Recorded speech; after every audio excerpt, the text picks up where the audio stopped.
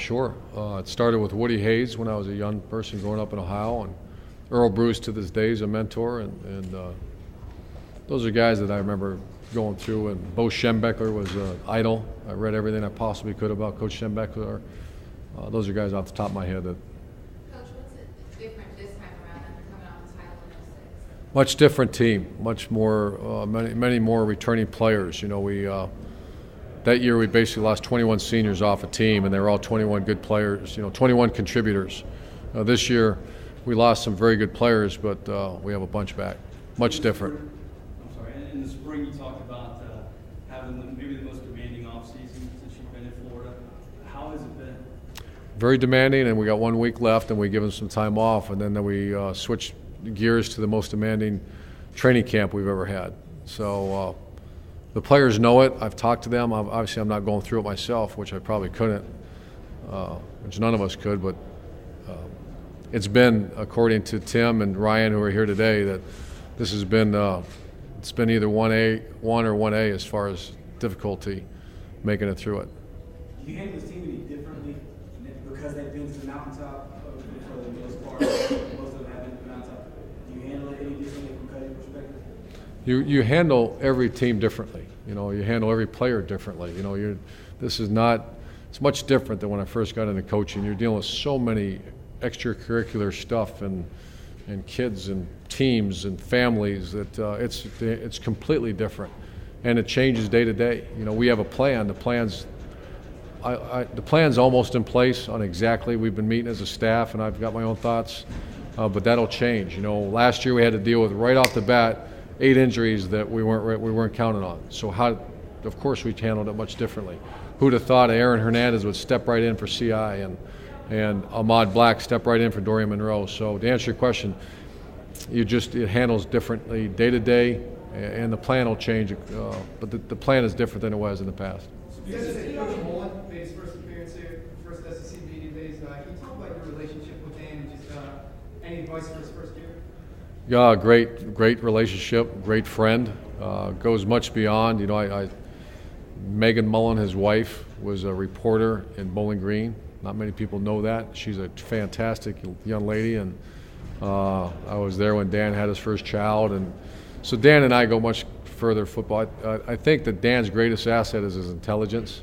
I mean, he's one of the smartest guys I've been around. That means his organization structure will be great, which is a big job.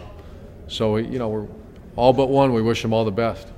It's Mullen's first year, and you usually progress a lot into your second year. And folks from the state of Arkansas want to know what you think about Bobby Petrino's progression. You got the best of them, especially in the second half last season. But do you expect him to be better this year? And what's your thoughts on Petrino? Well, they struggled defensively. I thought they were a fairly good team. Offensively against us, they struggled, and I noticed they have some very good players back. Their quarterback, Mallet, is a guy that everybody knows what Coach Petrino can do with quarterbacks. So I'm glad we got him at home. I mean, that was a tough game for us. The score was not indicative of what happened in that game. I think it was 38-7. That was not a 38-7 game. He kind of got knocked out in the last 2 minutes or last 4 minutes of the game. So fine football team. Houston Nutt was a coach before, and everybody knows how well he does. So there's good players, very good coaches, and it's a major concern. You talk about things changing.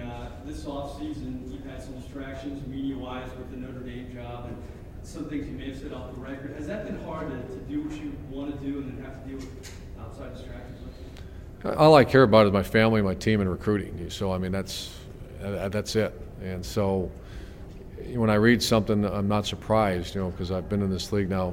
I didn't have this happen at Utah or Bowling Green. And the focus like this, the media days, it's just so it doesn't surprise me. When it started hurting recruiting is when I had to say something, and when other opponents would use that against us, that's when I came out. And obviously there's nothing to any of that, nothing, zero. But I needed to make sure that these 18-year-olds that were recruiting very hard know that, and they do now, and it's fine. There's non-issue. Coach, talk about Tim Tebow. I read where you guys might be tinkering with his passing game a little bit, his mechanics, his release. Have you been trying to make him a better passer? No, we've just been shoring up some fundamentals. No different than Chris Rainey, no different than Marquise Pouncey. We had a transition at quarterback coach. We had a great quarterback coach, a great one, not a good one, a great one. Obviously, look what he's done, and he's a head coach now. We brought in another guy that's named Scott Loeffler. That's popular opinion is that he's one of the best fundamental quarterbacks in America, quarterback coaches. After being with him now 5 months, I wouldn't argue that. I mean, he's tremendous, and him and Tim have a working relationship that is phenomenal. But as far as the word tinkering, absolutely not. There's no such word. Improving fundamentals, enhancing what he does, sure. There's no tinkering going on at all at Florida. Since this is Tim's last year, are you going to cherish each moment more, each game? I made that comment in the other room. I cherish every second with him. We had dinner together last night, and the dinner's usually, when we go to dinner, it usually lasts about 3 hours. And that's 15 minutes of eating. Or for me, he eats usually the whole time. But my family and I cherish every minute with him. Coach Mullen said, if you ever want to feel small, go to the mall with Tim Tebow. If you what? He said, if you ever want to feel small, go to the mall with Tim Tebow because of the craze around you. Yeah. How do you manage that? How does he manage it? And you have to keep someone with him at all times? We dealt with Alex Smith at Utah on a different scale, but Alex and Dan was the mother hen. We had he was phenomenal because Alex had the same kind of heart. Maybe not exactly. I don't want to start gauging that, but Alex was a not say no kind of guy. Tim's the same way. However, we found with our Steve and our SID, but mostly Tim handles it so well. I'm not sure any other person could handle it the way he does. The masses of people that draw and try to pull at him, the way he manages it, has a great outlook, makes him unique. Coach, since you lost Louis Murphy and Percy Harvin, so who's going to step in and be that team guy? That's a pressing question. I'm going to give you some names. I don't have the answer, and that's alarming to me. It's this late in the summer, and I like these guys, but I just don't know. Louis Murphy's probably the most underappreciated player in America last year. He played on the same offense with Tebow and Percy Harvin. You watch the film, evaluate the film. He's now starting for the Raiders. The coaches out there love him, his work ethic, his knowledge, the way Coach Gonzalez trained him. Then you go watch the Alabama game against a great defense, not a good one, a great defense. Murphy had some huge plays in that game that changed the game. You go against Bob Stoops in Oklahoma and some great personnel, and Louis Murphy makes some huge plays. So that's concern number one. That and long snapper for me as we get ready for the season. How do you replace Louis Murphy? Two final questions. Coach, it wasn't long ago you were a new coach in the league. This year's a few new coaches, obviously Lane Kiffin. Were you surprised at how verbal, I guess, that he was, being a new coach just coming into the SEC?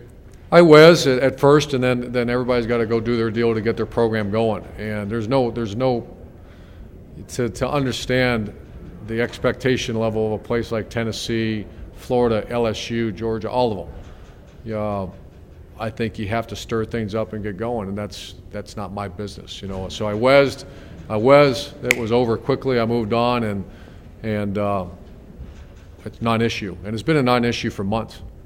Hey, Coach, everybody talks about your offense, your defense. Everybody's back. It's got to bring a smile to your face, and they're going to be pretty good. Well, special teams are how we win games, and and then you might smirk or you might say, well, that is. We blocked 9 kicks last year, most in the history of Florida football.